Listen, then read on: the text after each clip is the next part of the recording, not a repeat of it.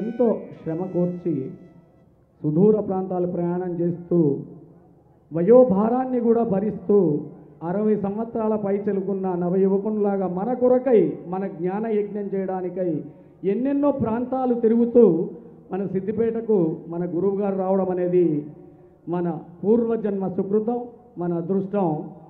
సిద్దిపేటలో ఎన్నో లక్షల మంది ఉండొచ్చులే కానీ ఇక్కడికి వచ్చిన వేల మంది మాత్రం ఏదో పూర్వజన్మ సుకృతం లేకపోతే మాత్రం ఇక్కడికి వచ్చే అవకాశం లేదు.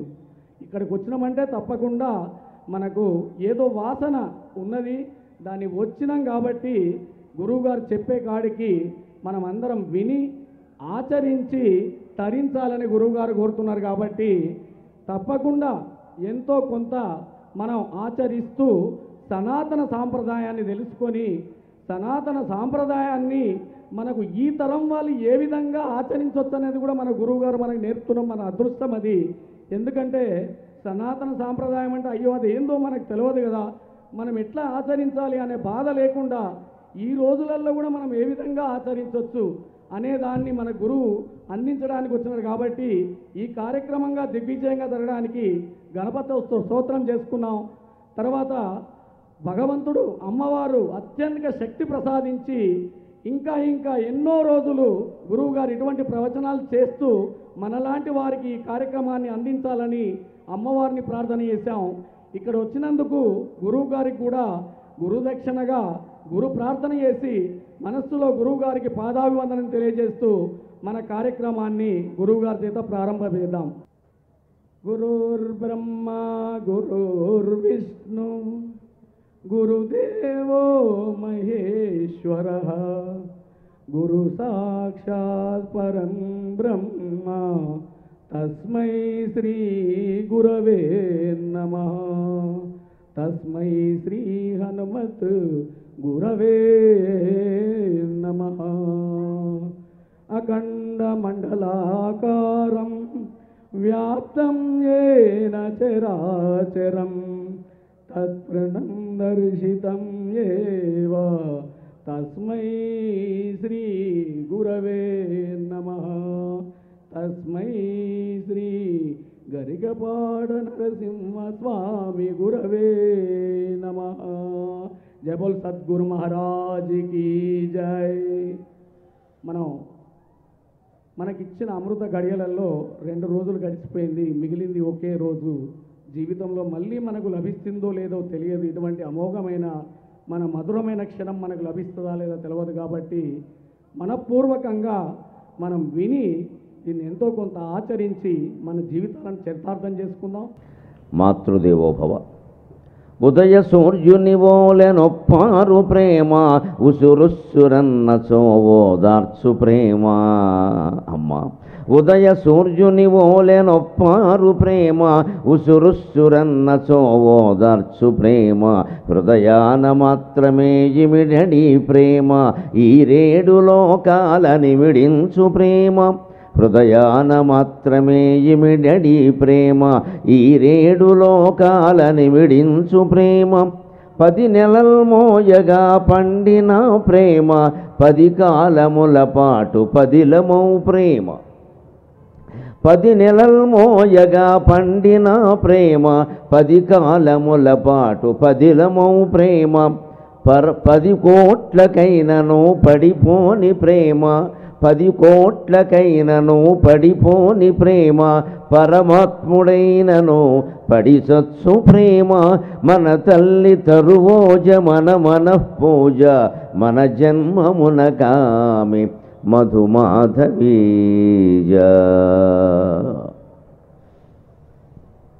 అటువంటి మాతృప్రేమ కోసం భగవంతుడు కూడా ఎందుకు పరితపిస్తాడు అంటే, మానవుడుగా ఎందుకు జన్మనెత్తుతాడు అంటే, నిష్కల్మషమైంది కేవలం మనిషి క్షేమం మాత్రమే కోరేది తల్లి ప్రేమ. ఈవేళ పత్రికల్లో మీరు చూసుంటారు, బీహార్లో ఓ తల్లి తండ్రి 2 చిన్నపిల్లలతో సహా రైలు ఎక్కుతూ ఉంటే రైలు ఇంక వస్తుందనగా పొరపాటుని ఈ చిన్నపిల్లలిద్దరూ ప్లాట్ఫారానికి రైలు బోగీలకి మధ్యలో పడిపోయారు. కింద 2 ఇంక ఒక్క క్షణం ఆలోచించకుండా అందరూ చూస్తున్నారు, తండ్రి కూడా చూస్తూనే ఉన్నాడు. నిర్ఘాంతపోయి ఏదా చేయాలా, ఎవరు సాయం అడుగుదామని వాళ్ళకి చేయి ఇచ్చేలాగుదాం. తల్లి కిందకు దూకి ఈ బిడ్డలిద్దరినీ గుండెలకు హత్తుకుని తన కింద వాళ్ళని పెట్టి అలా పొడుగ్గా పడుకుంది. రైలు వచ్చేసింది, ఇక బతికే అవకాశం లేదు అనుకున్నారు. బిడ్డలు తాను పోయినా సరే, చర్మం చీలిపోయినా సరే, తన కౌగిట్లో ఉన్న బిడ్డలు బాగుంటే చాలు అని తల్లి భావించింది. భగవంతుని యొక్క దయ వల్ల రైలు అంత వేగంతో వెళ్ళిపోయినా కూడా ఆ తల్లి బిడ్డలు ఇద్దరూ బతికే ఉన్నారు. భర్త సహా అందరూ నిర్ఘాంతపోయారు. ప్రేమ అంటే ఎలా ఉంటుందా? బతికే అవకాశం లేదు. రైలు గాలికి కొట్టుకుపోతారు మనుషులు. అసలు మనం కూడా జాగ్రత్తగా ఉండాలి. ఎప్పుడు రైలు వచ్చే ముందు తొందరపడి ఎక్కడం కోసం ప్లాట్ఫారం ముందుకు వెళ్ళిపోతూ ఉంటాం మనం. ఆ రైలు వచ్చే ముందు గాలి లాగేస్తుంది మనుషుల్ని. సాధారణంగా ఎలాంటివి ఎందుకు జరుగుతాయంటే రైలు వచ్చే గాలి వేగం మనిషిని లాగేస్తుంది. ఆ లాగినప్పుడు ఖచ్చితంగా రైలుకి ప్లాట్ఫారానికి మధ్యలోనే పడతారు, ఇంకో అవకాశం లేదు. అక్కడ ఇంకెవరూ తీలేరు అసలు. ఎక్కే హడావిడిలో ఒకటి ఏ చెప్పో జారిపోతుంది. చెప్పు జారిపోయింది కదా అని మనం దానికోసం కిందికి దిగామంటే ప్రాణాలు పోతాయి. చాలా ప్రమాదకరమైన స్థితి. తల్లి ఎలా ఆలోచించిందంటే బిడ్డల్ని పైకి లాగుదామని ప్రయత్నించింది, రైలు వచ్చింది, పడుకుని పోయిందంతే. ఆ సందులో పొడుగ్గా అంత వేగంతో రైలు వెళ్ళిపోయింది. ఏదో చిన్న చిన్న గాయాలయ్యాయి కానీ అదృష్టవశాత్తు ముగ్గురు బతికారు. అది తల్లి ప్రేమ. తాజాగా చూసినటువంటి సంఘటనే మీకు ఉదాహరణగా చెబుతున్నా. అటువంటి ప్రేమని పిల్లలకు అందించడం ప్రతి తల్లి బాధ్యత. అటువంటి తల్లిని తండ్రిని భగవంతుడు వెళ్ళిపోయే వరకు ఏ లోటు లేకుండా చూడడం పిల్లల బాధ్యత. ఇది ఒక్కడ గుర్తుపెట్టుకుంటే సమాజం అంతా బాగుంటుంది. దానికి ఏమీ వంకలు చెప్పొద్దు. చదువు అని, కెరీర్ అని, అడ్వాన్స్ అని, ఏదో ఉద్యోగం అని, అదని ఇదని ఏమి కుదరదండి. మనం జీవితాన్ని కోల్పోయి సంపాదనలో పడ్డాం. అందరం కూడా చేస్తున్న పొరపాటు అది. ఈవేళ పత్రికల్లో మీరు చూసుంటారు, మైక్రోసాఫ్ట్ అధినేత బిల్ గేట్స్ స్వయంగా చెప్పాడు, మీ కెరీర్ కోసం దానికోసం జీవితాన్ని పాడు చేసుకోకండి.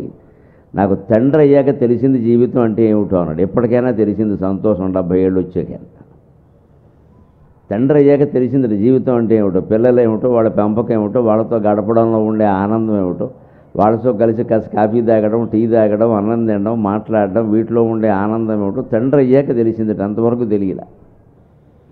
మనకి తల్లి అయ్యాక తండ్రి అయ్యాక కూడా తెలియట్లే. అమ్మమ్మో నాయనమ్మో అయ్యాక తెలుస్తుంది. తెలిసి చేసేటిది ఏమి? అప్పుడు కూడా ఎందుకు తెలుస్తుందంటే కాలక్షేపం లేక, ఒంటరితనం ఎక్కువైపోయి కాలక్షేపం లేక ఎవరో ఉంటే బాగుండు అనుకుంటాం. యవ్వనంలో ఉన్నంతకాలం చదువులని, ఉద్యోగాలని, సంపాదనలన్నీ తిరుగుతూ ఉంటాం. ఎప్పుడు జీవితాన్ని సంతులనం చేసుకోవాలి. 3 8 24 గంటలు లెక్క. 24 గంటలు ఎలా గడపాలంటే మూడు భాగాలు చేసుకోవాలి. 3 8 24. నువ్వు ఉద్యోగం చేయి, వృత్తి చేయి, వ్యాపారం చేయి, 8 గంటలు దాటిందే అంటే నీ జీవితాన్ని నువ్వు కోల్పోయినట్టే లెక్క. యజమానులు పని చేయించుకునే వాళ్ళు కూడా ఎవరి చేతనైనా సరే 8 గంటల మించి పని చేయించుకుంటే దోపిడీ చేసినట్టే లెక్క. వారానికి 70 గంటలు పని చేయండి, 90 గంటలు పని చేయండి చెప్పడానికే ఉపన్యాసాలు చెప్తారు. వాళ్ళని చేసుకోమని అందరూ చేయాల్సిన పనేం లేదు. ఎక్కడ ధర్మశాస్త్రాలు ఎక్కడ చెప్పరా? 8 గంటలే పని ఎవరు చేసినా సరే, ఏ రంగమైనా సరే చాలు, అంతకంటే అక్కర్లేదు. మిగిలిన 16 గంటలు దేనికి అంటే 8 గంటలు పూర్తి నిద్ర. పసిపిల్లలైతే 10 ఏళ్ల లోపు వాళ్ళు ఇంకా 10 గంటల నిద్ర. 70 ఏళ్ళు దాటిన వాళ్ళు కూడా 10 గంటలు నిద్రపోవాలి. ఖచ్చితంగా పడుకోవాలి. పడుకోవడం కూడా పనే. చాలామందికి అర్థం కావట్లా. పడుకోవడం కూడా ఒక పని. చాలామందికి ఆ పని చేతకాకే రోగాలు తెచ్చుకుంటున్నారు. పడుకోవడం నిద్ర పట్టదు చాలామందికి. పడుకోవడం చేత కాదనమాట. పడుకోవడం కూడా ఒక పనే, అన్నం తినడం కూడా ఒక పనే, మాట్లాడడం కూడా ఒక పనే. మనకి పట్టిన ఒక దురభిప్రాయం ఏమిటంటే డబ్బు సంపాదించేదే పని. ఈ ముందు యథాభిప్రాయం పోగొట్టుకోవాలి. మన దేవతల్లో ఎవరు డబ్బులు సంపాదించే దేవతలు ఎవరు? లక్ష్మీదేవి సంపాదించదు, ఇస్తుంది. విష్ణుమూర్తి సంపాదించరు, పార్వతీ పరమేశ్వరులు సంపాదించరు, హనుమంతుడు రూపాయి సంపాదించలేదు, ఈ నందీశ్వరుడు అసలు ఏమీ సంపాదించలేదు. శివుడి గుడిలో కడితే ఆ నిర్మాల్యం అంటారు, పాదుకలో ఇచ్చిన పత్రి పుష్పం ఆయన నెత్తి మీద పెడితే చాలు, అంతకంటే ఆయనకి ఏం అక్కల. మరి ఆయన జీవితం గొప్పదా కాదా? లేకపోతే అంత విగ్రహం ఎందుకు పెట్టుకున్నాం? ఇక్కడ మన విగ్రహాలు పెట్టలేదే. సంపాదన పని అంటారేమిటండి? అర్థం లేకుండా సంపాదించకపోవడం కూడా పని. నీకు అవసరం లేనప్పుడు సంపాదించకు, కూర్చో. ఊరికే కూర్చున్నామంటే అది కూడా ఓ పని అని చెప్పండి. ఏదో పని చేస్తూ ఉండాలి అస్తమానం. జ్ఞానం సంపాదించకూడదండి? అది గొప్ప పని కాదా? 4 పుస్తకాలు చదువుకోకూడదా? రామకృష్ణ అని ధ్యానం చేసుకోకూడదా? ఎంతసేపు డబ్బు సంపాదించడమేనా? సంపాదించిన ప్రతి వాడిని ఆక్షేపించడమేనా? ఎంతమంది స్త్రీలు ఈ దేశంలో రూపాయి సంపాదించే పని లేకుండా ఇంట్లోనే ఉండి భర్తని పిల్లల్ని చూసుకుంటే ఈవేళ నా వయస్సు వాళ్ళందరూ ఇంత క్షేమంగా ఉన్నారండి. ఇక్కడ వాళ్ళ రుణం ఎలా తీరుతుందండి? అసలు ఏమి సంపాదించారండి వాళ్ళు? ఏమి సంపాదించారండి? అనారోగ్యాలు, ఆవేదనలు, ఆక్రోశాలు తప్ప. 10 మందిని కన్నారు, 10వ వాడిని కూడా చాలా ప్రేమగా పెంచారు. మరి వాళ్ళేమి సంపాదించలేదా? ఇవాళకి వాళ్ళ గురించి అమ్మ అమ్మ అమ్మ అని ఏడుస్తున్నామే, వెళ్ళిపోయి 10 ఏళ్ళైనా. కారణం ఏమిటంటే వాళ్ళ సంపాదన వాళ్ళు ప్రధానంగా భావించకుండా మనం బాగుండడం ప్రధానంగా భావించారు. దాన్నే త్యాగం అంటారు. అది ముఖ్యం, అది ముఖ్యం. న కర్మణ న ప్రజయా ధనేన త్యాగేనైకే అమృతత్వమానసు. వేదం చెబుతోంది స్పష్టంగా, మానవ నీకు అమృతానందం పొందాలి అని ఉంటే, ఎప్పుడూ స్థిరంగా ఉండే ఆనందం పొందాలని ఉంటే ఒక్కటే గుర్తుపెట్టుకో, నా కర్మణ. నువ్వు ఎన్ని పనులు చేసినా, ఎన్ని ఉద్యోగాలు చేసినా, ఎన్ని వ్యాపారాలు చేసినా నీకు ఆ మనశ్శాంతి కలగదు. ఇంకా తలనొప్పి ఎక్కువైపోతుంది. నా ప్రజయా నా ధనేన ప్రజయా, సంతానం వల్ల కూడా, ప్రజ అంటే సంతానం, సంతానం వల్ల కూడా అమృతానందం కలగదు, కాస్త ఆనందం కలుగుతుంది. సంతానం అంటే లెక్క. కొన్ని చోట్ల సమావేశాలు పెట్టినప్పుడు చూడండి, మీటింగ్ ఫాలోడ్ బై డిన్నర్ అంటారు. సంతానం ఫాలోడ్ బై సంతాపం. ముందు సంతానం ఫాలోడ్ బై సంతాపం. పుట్టినంత వరకు పుట్టలేదని ఎడుస్తూ ఉంటాం. పుట్టిన తర్వాత ఏమిటో పుట్టాడు కానీ ఆరోగ్యం బాగోలేదమ్మా అంట. ఆరోగ్యం కూడా బాగుందనుకో, చదువు బాగా రావట్లేదన్న. చదువు బాగా వచ్చిందనుకో, ర్యాంకు రావట్లేదంట. ర్యాంకు కూడా వచ్చిందనుకో, మంచి ర్యాంకు, మామూలు ఎంసెట్లో సీటు రాలేదంట. ఎంసెట్లో సీటు కూడా వచ్చిందనుకో, ఇంజనీరింగ్లో సీట్ అంట. ఇంజనీరింగ్లో సీటు వచ్చిందనుకో, అనుకున్న బ్రాంచ్లో రాలేదంట. అనుకున్న బ్రాంచ్లో కూడా వచ్చిందనుకో, తర్వాత ఉద్యోగం రాలేదు అంటాం. ఉద్యోగం కూడా వచ్చిందనుకో, ప్యాకేజీ సరిపోలేదంటాం. అన్నీ సరిపోయాయనుకో, పెళ్ళి అవ్వలేదంటాం. పెళ్ళి కూడా అయిందనుకో, వాడికి పిల్లలు లేరంటాం. అసలు వీడికి ఎలగకుండా ఉంటే వాడికి గొడవంతా లేకుండా ఉండేది. మన కోరికలు ఇలాగే ఉండి, ఈ జన్మకు తెమిన వ్యవహారం కాదు ఇది. ఇది పెద్ద చక్రం, మహాచక్రం. ఇది నడుస్తూనే ఉంటుంది. ఇది వీటి నుంచి మొత్తం తప్పించుకొని బయటపడాలి కానీ దాన్ని ఏదో సంస్కరిద్దాం అనుకోవడం పొరపాటు జరిగేది కాదు ఇది. సరే, ఇంత గొడవ నీకు ఎందుకు? నువ్వు పుట్టావు, నీ పని ఏదో నువ్వు చేసిపో. ఇక్కడి నుంచి పొందవలసింది ఆత్మజ్ఞానం. సంసారాలు చేసినా అందుకే, సన్యాసం పుచ్చుకున్నా అందుకే, బ్రహ్మచారిగా ఉన్నా అందుకే, వానప్రస్థాశ్రమమేనా అంతే, ఏ కార్యక్రమం చేసినా అందుకే, ఏ పుస్తకం చదివినా అందుకే, ఎవరు మాట్లాడినా అందుకే, ఎవరు విన్నా అందుకే. ఆత్మజ్ఞానం అనే ఒక్క జ్ఞానం లేకపోతే మొత్తం జీవితం దండగా. అది పొందడానికే పుట్టింది మొదలు ప్రయత్నం చేయాలి. అందుకోసమే ఈ జీవితాన్ని ఉపయోగించుకోవాలి. జీవితం అనేది ఎప్పుడు వంతెన. జీవుడు దేవుణ్ణి చేరడానికి వంతెనే జీవితం. వంతెన మీద ఎవరు స్థిరంగా నిలబడరు. వంతెన మీద నడుచుకుని వెళ్ళిపోతారు. వంతెన ఎందుకు కట్టారు? దాటడానికి, నువ్వు నిలబడడానికి కాదు. వంతెన మీద ఎవరు ఇల్లు కట్టుకోరు. ఇంకా వంతెనలు ఆక్రమించి ఇల్లు కట్టే మహానుభావులు లేరు, సంతోషిద్దాం. ఏదో భూములు ఆక్రమిస్తున్నారు కానీ వంతెనలు ఇంకా ఆక్రమించట్లా, సంతోషం. అవేనా మిగిల్చారు. అక్కడ కూడా రియల్ ఎస్టేట్ మాట్లాడితే ఎవడేం చేస్తాడు? అంటే వంతెన ఎందుకు ఉంది? అక్కడ దాటడానికి ఉంది, నువ్వు ఉండడానికి కాదు. ఎవరు ఉండరు వంతెన మీద. రాత్రిపూట గత్యంతరం లేక వంతెన మీద, ఫుట్పాత్ మీద ఎవడన్నా పడుకున్న పొద్దున లేపేస్తారు అక్కడి నుంచి. జీవితం కూడా వంతెన. నువ్వు స్థిరంగా ఉండడానికి కాదు, దీన్ని దాటడానికి. దాటి ఎక్కడికి వెళ్ళాలి? జీవుడు దాటి దేవుళ్ళలోకి వెళ్ళాలి. ఇంకో రెండో మాటలు లేదు దానికి. వంతెన వంతెన దాటేయాలని ఎంత తొందరపడతామో జీవితాన్ని కూడా దాటడానికి అంత తొందరపడాలి. ఇక్కడ ఉండడానికి కాదు. ఉన్న కొద్దీ దుఃఖాలు తప్పితే ఏమీ ఉండవు. ఉన్న కాలంలో మన పని మనం చేసామా లేదా, ఉన్నంతలో ఆనందంగా గడిపామా లేదా, అంతే లెక్క. అలా ఉంటే సుఖంగా ఉండగలుగుతావు. ఇది వంతెన, ఇది వంతెన రోజుకో 10 సార్లు అనుకోవాలి. అంటే ఈ వంతెన ద్వారా మనం ఏం సాధించాలి? వంతెన యువతలు ఉన్నవాడు అవతలకి వెళ్ళి ఏదో పట్టణానికి వెళ్ళి వాడు పని వాడు చూసుకుంటారు. అలాగే మనం జీవుడిగా ఇక్కడికి వచ్చాం. ఈ జీవితం అనే వంతెన దాటి దేవుళ్ళలో కలిసిపోతాం. ఇంతకంటే ఏం లేదు ఇక్కడ. ఆ రహస్యం ఒక్కటే తెలుసుకుని దానికి అంటిపెట్టుకుని ఉంటే ఇప్పుడే ఇక్కడే మోక్షం పొంది హాయిగా ఆనందంగా ఉంటుంది. ఇంకో గంట సమయం ఏం లేదు ఇక్కడ. ఇక్కడ లేనిది ఎక్కడా లేదు. ఇప్పుడు రాంది ఎప్పుడూ రాదు. వేదాంతంలో మొదటి మాట చివరి మాట కూడా ఇదే. ఇక్కడ లేనిది ఎక్కడా లేదు, ఇప్పుడు రాంది ఎప్పుడూ రాదు. వాయిదా వేసే వ్యవహారం కాదు ఇది. అది తేడా. ఇప్పుడు మనం ఈ ఉపోద్ఘాతంతో చాణక్య నీతి శాస్త్రం 3వ భాగంలో ప్రవేశిస్తున్నాం. నిన్న వ్యవహార దక్షత గురించి చెప్పాడు చాణక్యుడు. ఏ వ్యవహారం ఎలా నడిపించాలో, ఎలా అయితే క్షేమంగా ఉంటామో, సుఖంగా ఉంటామో చెప్పాడు. ఇవాళ దాన్ని ముగిస్తూ ఒక గొప్ప విషయాన్ని చెబుతున్నాడు. లోపం లేని మనిషి లోకంలో ఉండడు. ఎవరిలో ఏ లోపం ఉన్నా ఎవ్వరూ కంగారు పడక్కల, అందరిలోనూ లోపాలు ఉన్నాయి. లోపం లేని మనిషి లోకంలో ఉండడు. లోకం అనే మాటకి పర్యాయ పదం నిజం చెప్పాలంటే లోపం. సంస్కృత భాష తెలిస్తే బాగా అర్థమవుతుంది. లోకం అనే మాటకి మూలం ఏంటంటే లుక్ అనే ధాతువు. సంస్కృతంలో లుక్ అంటే లోపం అని అర్థం. అంచేత లోకం అంటేనే లోపం. భగవంతుడిలో ఏర్పడినటువంటి ఒక చిన్న లోపమే ఈ లోకం, గుణం కాదు, ఇది లోపం. ఇది అంచేత లోపమైన లోకంలో పుట్టిన మనం లోపం లేకుండా ఎలా ఉంటాం? ఏదో లోపం ఉంటుంది. అన్నీ బాగున్నా ఏదో ఒకటి ఉంటుంది. అన్నీ ఉన్నాయి కానీ ఇది లేదమ్మా అని ఏడుస్తూ ఉంటాం. ఇక్కడ అన్నీ ఉన్నందుకు ఆనందించు, అది లేనిదని ఎందుకు అనుకుంటున్నావు? ఇది జీవితంలో ఆనందంగా ఉండే విధానం. ఎన్నో ఇతరులకి లేనివన్నీ మనకుండగా ఒకటో రెండో లేవని ఎందుకు అనుకోవాలండి? చాలా ఉన్నాయి కదా ఇతరులు. మన బంధువులకి లేనివి, మన మిత్రులకి లేనివి, మన కుటుంబ సభ్యులకి లేనివి, మన ఊళ్ళో ఎవరికి లేనివి మనకి చాలా ఉన్నాయి. అన్ని మనవై ఉండగా ఇంకేదో ఒకటో రెండో లేవు అని ఎందుకు అనుకోవాలి? పోలిక కారణంగా వస్తుంది. ఆ పోలిక లేకపోతే మనిషి చాలిక అనుకుంటాడు. చాలిక ఇంకక్కల్లా ఇంకక్కల్లా ఇంకక్కల్లా.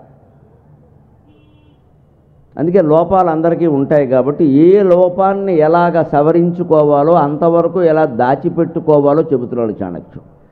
మన లోపాన్ని మనం బయట పెట్టద్దు. లోకం ఎలాంటిది అంటే మనలో గొప్ప గుణాలన్నీ మనం చెప్పామనుకోండి నమ్మదు. గొప్ప చెప్పుకుంటున్నాడు సొంత డబ్బా అంటారు. మన లోపం మనం చెప్పామనుకోండి ఖచ్చితంగా అది నిజమని ప్రచారం చేసేస్తారు. ఆయనే చెప్పాడుగా అంట. అంచేత లోకానికి మన గుణము చెప్పొద్దు, లోపము చెప్పొద్దు. మన గురించి ఇతరులు ఎవరైనా చెబుతారు కానీ మనం చెప్పాల్సిన పని. మనం ఏదైనా మంచి గుణమని కీర్తించుకున్నాము అంటే డబ్బా కొట్టుకుంటున్నాడండి అంటారు. ఎవడో నమ్మడం. అదే అని నిజాయితీగా బాబు నాలో ఈ లోపం ఉంది అన్నామనుకో, ఇంకా అలా 4 సార్లు ఏమైనా 4 లోపాలు చెప్పగా అన్ని లోపాలు ఉన్నాయని ఆయనే చెప్పాడు, ఇంకా ఆయన ఏంటి ఇక్కడ అంటాడు వెంటనే. ఇక్కడ అంచేతనే లౌక్యం కోసం చాణక్యుడు ఏం చెబుతున్నాడంటే లోపాలు చాలామందికి ఉన్నాయ్యా, ప్రతి లోపాన్ని కప్పుకునే విధానం ఉంది. కవర్ చేసుకోవడం అంటారే, కవరాడే విధానం ఒకటి, కమ్మేసుకునే విధానం ఉంది. అనవసరంగా బయట పెట్టుకోకు. ఈ లోపం ఉంటే ఎలా కప్పుకోవాలో, లోకంలో ఎలా వ్యవహరించాలో చెబుతున్నాడు. దరిద్రతాధీరతయా విరాజతే కువస్త్రతా శుభ్రతయా విరాజతే కదన్నతా చోష్ణతయా విరాజతే కురూపతా శీలతయా విరాజతే. దరిద్రతాధీరతయా విరాజతే. పేదరికం ఉంది, అది లోపమే కదా మనం అనుకుంటున్నాం. డబ్బులు లేవు పూటగా అడవడమే కష్టంగా ఉంది. మంచిది, ధైర్యంగా ఉండు, గంభీరంగా ఉండు. వచ్చిన వాడి దగ్గరల్లా ఆ మాట అనద్దు.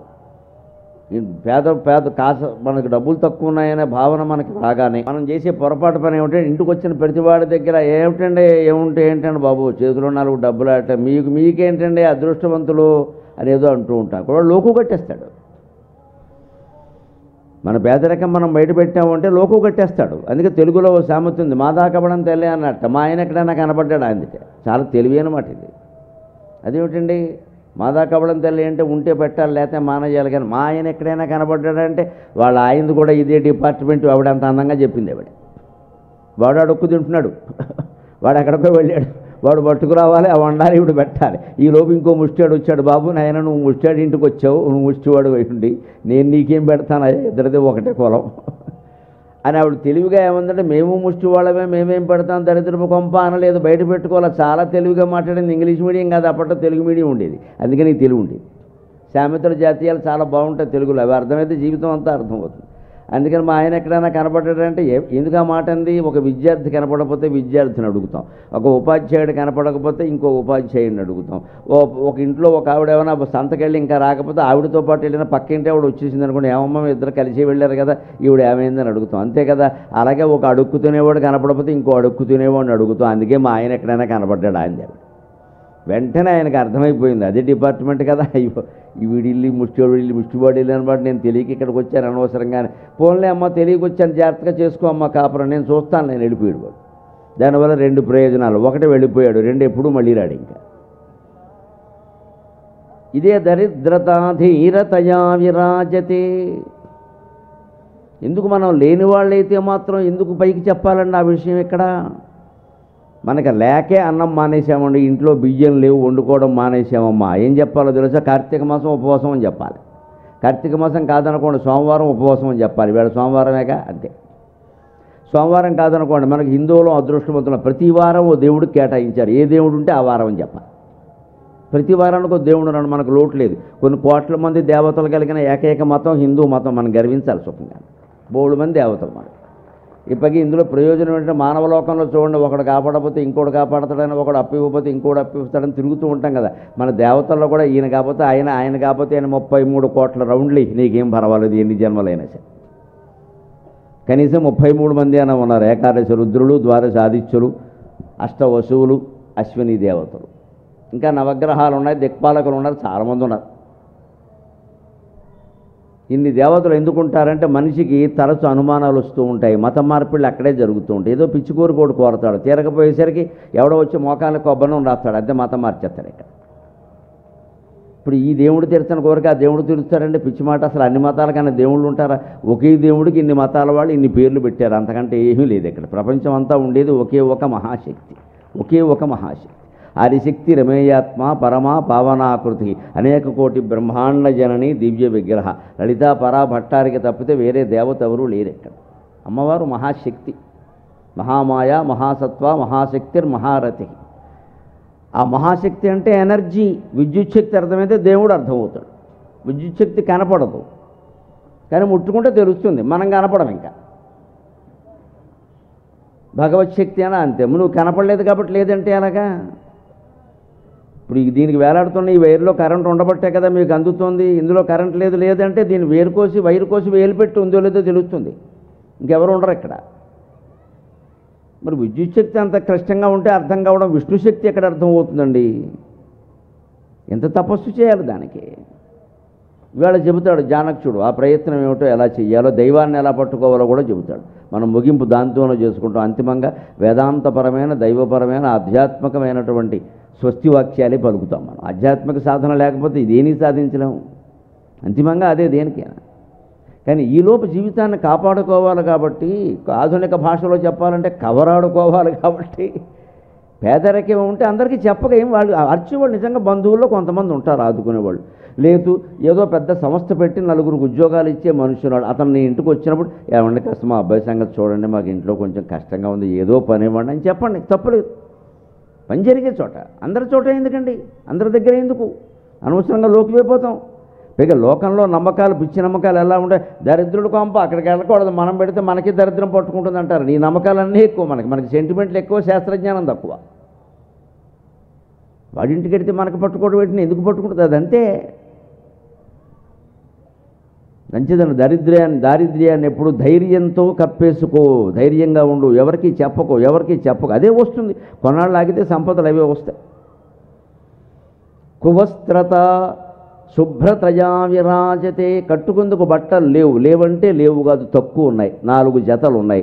ఓ ఇల్లాలకి 4 చీరలే ఉన్నాయి. ఆయనకి పాపం 4 పంచెలు, 4 కండువాలు, లేకపోతే 4 ప్యాంట్లు, 4 చొక్కాలు తప్పితే లేవు. అవే కట్టుకుంటున్నారు. ఏం చేస్తారు? లేవు. పండగ వచ్చినా కొత్త బట్టలు కొనుక్కునే అవకాశం లేదు, పరిస్థితి అది.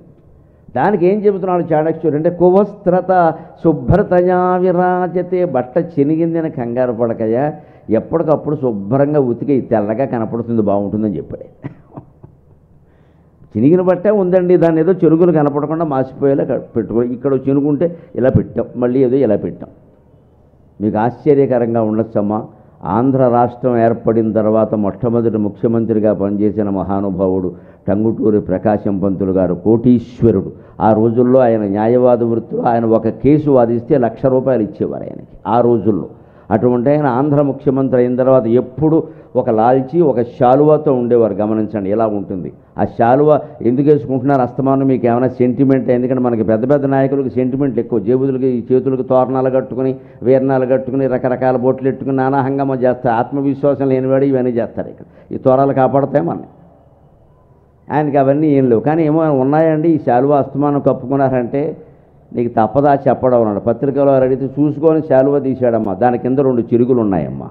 అది ఆంధ్రప్రదేశ్ ముఖ్యమంత్రి, మొట్టమొదటి ముఖ్యమంత్రి. ఒకే కోటు ఉంది ఆయనకి. బాగుండదు ముఖ్యమంత్రి అయ్యాక ఒట్టినే పెడితే కనీసం కోటు అయినా వేసుకోవాలి. దానికి చినుగులు ఉన్నాయి. ఆ చినుగులు కనపడకుండా శాలువా కప్పాడు ఆయన. ఆంధ్ర రాష్ట్రం ప్రత్యేకం అనుకుంది. అప్పుడైనా 53లో ముఖ్యమంత్రి అయిన వాడు అలా ఉన్నాడు. రాష్ట్రాలు బాగున్నాయంటే ఎందుకు బాగుంటాయి అందరికీ తెలుసు. శాఖమూర్తులైన పరిపాలకులు ఉంటే బాగుంటాయి, అంతకంటే ఉంది. ఇవాళ ఆ విషయం కూడా చెబుతాడు చాణక్యుడు, రాజకీయాలు ఎలా ఉండాలో. కువస్త్రత శుభ్రతయా విరాజతే. వస్త్రం చినిగిపోయింది నిజమే, దాన్ని శుభ్రంగా ఉతుకు, తెల్లగా ఉండేలా చూసుకో, ఎవడేం మాట్లాడ్డు. మనం ఏం చేసుకుంటాం, కాస్త చినుగులు పట్టగానే దరిద్రపు కొంప ఇంకా మళ్ళీ దీన్ని ఉతుక్కోవడం ఎందుకు, అదో దండగా అని అలాగే ఇంకా దాన్ని మాసిపోయేలా చేస్తాం.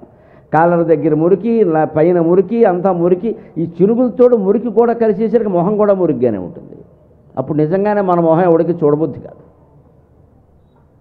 ఏమి ఇంట్లో నిజంగా ఐశ్వర్యం లేకపోవచ్చు అండి. స్నానానికి నీళ్లు లేవా అండి? దొడ్లో పూసిన పువ్వులు లేవా అండి? ఇంట్లో ఉండే స్త్రీ శుభ్రంగా స్నానం చేసి ఉన్నంతలోనే ఉతికిన చీర కట్టుకుని దొడ్లో పూసిన 4 పువ్వులు తలలో పెట్టుకుంటే లక్ష్మీదేవిలో ఉండదండి. ఎవరికి కావాలంటే ఆవిడ ఐశ్వర్యం, దండం పెడతారు వెంటనే. అలా ఉండాలి. అంతేగాని దొడ్లో పువ్వులు ఉన్నా సరే అక్కడ తలలో పెట్టుకోవడం, ఉన్నంతలో అందంగా ఉండడం మానేసేసి మనకు బంగారపు ఆభరణాలు లేవు, మా మేనత్త కూతురుకు ఉన్నాయి, మా తోడుకోళ్ళకు ఉన్నాయి. నీకెందుకమ్మా, వాళ్ళ క్యాన్సర్ కూడా ఉంది, నీకు లేదు, సంతోషించు. మరి అది చెప్పరే, మా తోడుకోళ్ళ క్యాన్సర్ వచ్చింది నాకు కూడా రాలేదని ఎవరో అండను నేను వినలా. మా బాగా వచ్చింది అండమే విన్నా. మా తోడుకోళ్ళ క్యాన్సర్ ఉండదు నీకు రాకపోవడం అదృష్టమైనప్పుడు తోడుకోళ్ళకి ఐశ్వర్యం ఉండదు నీకు రాకపోవడం కూడా అదృష్టం. మంచి శుభం అన్నీ మనకు కావాలి. చెడు ఏదైనా ఉంటే అవతల వాళ్ళకి వెళ్ళిపోవాలి. లోపం ఎక్కడుంది, మనిషి మనస్సులో ఉంది. విగ్రహాల చుట్టూ తిరిగితే ప్రయోజనం ఉందండి. ఎన్ని నదుల్లో స్నానం చేసినా ఒకటి ఈ మనస్సులో ఉండే మురికి కడగనంత వరకు. దేన్నో రకంగా కప్పుకోవయ్యా, కాస్త కొన్నాళ్ళకి మళ్ళీ ఐశ్వర్యం పడుతుంది. అంతేకాదు కదన్నతాచోష్ణతయా విరాజతే. సద్దన్నమే ఉంది, అన్నం చల్లారిపోయింది, దానికోసం అనేది ఎక్కడో పారేసి మళ్ళీ వండుకోవాలంటే బియ్యం లేవు, దాన్ని కాస్త వేడి చేయి ఎంత బాగుంటుందో చూడన్నాడు. కదన్నతాచ ఉష్ణతయా విరాజతే. నిజమే, పేదరికంలో ఉన్నాం, ఆ అన్నమే మిగిలిందే తింటున్నాం, మళ్ళీ వండుకునే ఓపిక లేదు. దాన్నే ఏదో కాస్త వేడి చేసుకో. ఇవాళ అంతకంటే గొప్పగా ఉన్నాం ఏంటి, అన్నం ఫ్రిడ్జ్లో పెడుతున్నారు, అన్ని పదార్థాలు పట్టుకెళ్ళి మళ్ళీ తీసుకెళ్ళి మైక్రోవేవ్లో పెడుతున్నారు. ఇది తద్దినం, అది అధిక మాసం తద్దినం. మాళయ పక్షాలను వస్తాయి భాద్రపద మాసంలో. కృష్ణపక్షం ఉంటుంది చూడండి, అది దాన్ని మహాలయ పక్షాలు అంటారు. అప్పుడు ఏం చేయాలంటే పోయినటువంటి తల్లిదండ్రులకి రెండోసారి తద్దినం పెట్టాలి. మామూలుగా తిథి నాడు ఎలాగో పెడతారు, అది కాకుండా ఏదో ఏకాదశి నాడు తండ్రి పోయాడు అనుకోండి, ఆయన పాల్గొన శుద్ధ ఏకాదశి నాడు పోయాడు, పాల్గొన శుద్ధ ఏకాదశి నాడు పెట్టడంతో పాటు మహాలయ పక్షాల్లో భాద్రపద మాసంలో కృష్ణపక్షంలో వచ్చే ఏకాదశి నాడు కూడా పెట్టాలి. బ్రాహ్మణులు ఖచ్చితంగా చేస్తారు ఆ పని. మాలయ పక్షాలండి, మహాలయ అది మహాలయ పక్షాలు, మాలయ పక్షాలు అంటారు వాడుకలు. ఇది అధిక మాసమే, అధిక తద్దినమే. మరి అంతేకాదు అధిక మాసాలు వస్తాయి మనకి, 5 ఏళ్లకోసారి 2 మాసాలు అధికంగా వస్తాయి. ఎవడైనా తండ్రి ఆ మాసంలో పోయినప్పుడు అది మాసం మళ్ళీ వచ్చిందనుకో, అధిక మాసంలో కూడా మళ్ళీ పెట్టాలి. దీన్నే కరువులో అధిక మాసం అంటారు. అసలే కరువులో ఏడుస్తున్నాడు వీడు, తండ్రి తద్దినం రెండోసారి పెట్టాలి, ఇప్పుడు అదో తద్దినం అవుతుంది. దీన్ని కరువులో అధిక మాసం అంటారు. అధిక మాసం వస్తే ఏం చేయాలంటే చేసిన పండుగలు మళ్ళీ చేస్తూ ఉంటారు, తద్దినాలు కూడా మళ్ళీ పెట్టాలి, తప్పదు. శుభకార్యాలైనా మానేసి కానీ పితృకార్యాలు మానకూడదండి. అన్ని వర్ణాల వాళ్ళకి ఉంది. బ్రాహ్మణులు ఏదో మంత్రం ప్రకారం 2 భోక్తలను పిలిచి వాళ్ళు గొడవ ఏదో వాళ్ళు పడతారు, అలా వదిలేయండి. మిగిలిన వాళ్ళు కూడా ఖచ్చితంగా తండ్రి కానీ తల్లి కానీ పోయినప్పుడు ఆ తిథి గుర్తు పెట్టుకుని ఆ తిథి నాడు ఖచ్చితంగా స్వయం పాకం తీసుకునేటువంటి బ్రాహ్మణుడిని పిలిచి ఆయనకి కూర, పప్పు, ఉప్పు సరిపడగా ఏవో నిలవ ఉండే పదార్థాలు కొన్ని ఇచ్చి వండుకోవడానికి డబ్బులు కూడా ఇచ్చి సంతృప్తి చేసి కాళ్ళు గడిగి పంపించాలి, తండ్రిగానే భావించాలి. ఇది అందరూ చెయ్యాలి, అందరూ చెయ్యాలి. తిథి గుర్తు లేని వాళ్ళు సంక్రాంతి నాడు చేస్తారు. పితృఅమావాస్య అని ఒకటి వస్తుంది, ఆ రోజున చేస్తారు. మొత్తం మీద చెయ్యాలి, చేస్తే మంచిదే.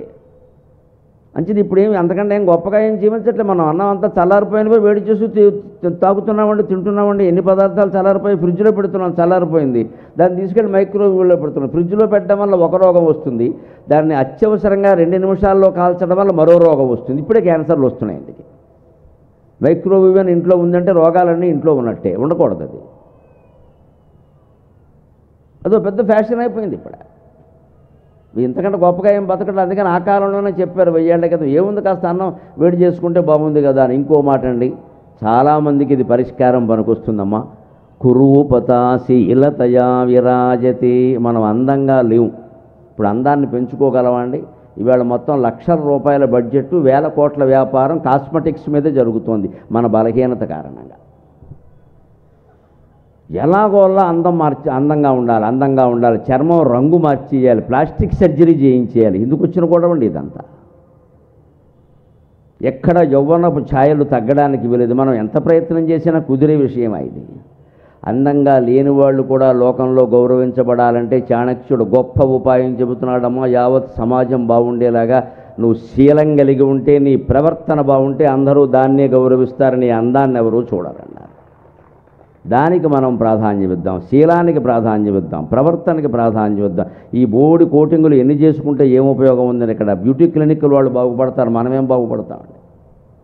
ఆసుపత్రుల కంటే ఎక్కువగా కనిపిస్తున్న బ్యూటీ క్లినిక్లు ఎక్కడ పడితే అక్కడ.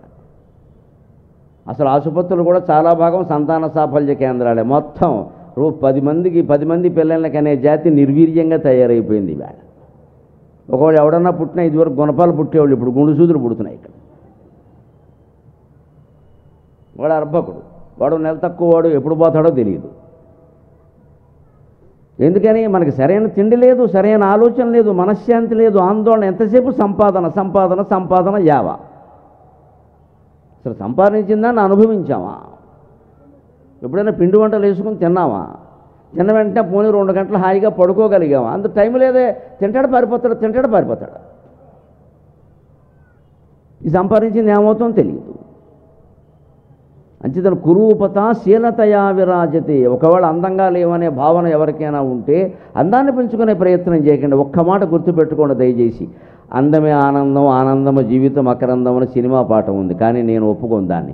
అందమే ఆనందం అనే మాట, అందంగా ఉన్న వాళ్ళందరూ ఆనందంగా ఉంటారో లేరో చెప్పలేము. ఆనందంగా ఉన్నవాళ్ళు మాత్రం అందరూ అందంగానే ఉంటారమ్మా, అందరూ అందంగానే ఉంటారు.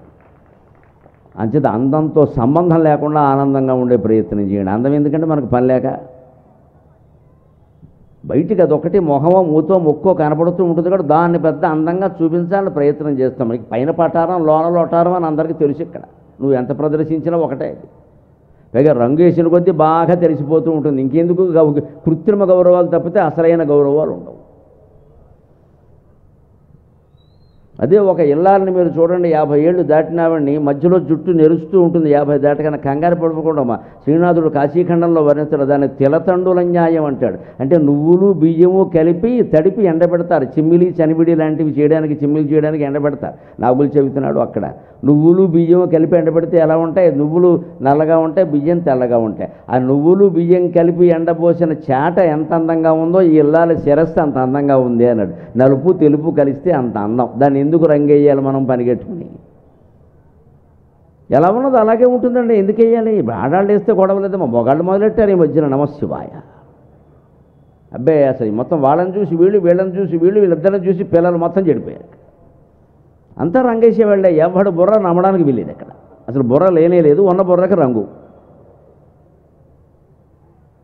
ఇదే. అంతకంటే మన శీలాన్ని పెంచుకుంటే, మన ప్రవర్తన బాగుంటే, మనం ధర్మంగా ఉంటే, సత్యమే మాట్లాడితే లోకమంతా గౌరవిస్తుందండి. సత్యానికి మరణం లేదు, ధర్మానికి మరణం లేదు. మన యథవ శరీరానికి ఎప్పుడు మరణం ఉందో తెలియదు. దాని గురించి అంత ప్రాధాన్యం ఇవ్వాలి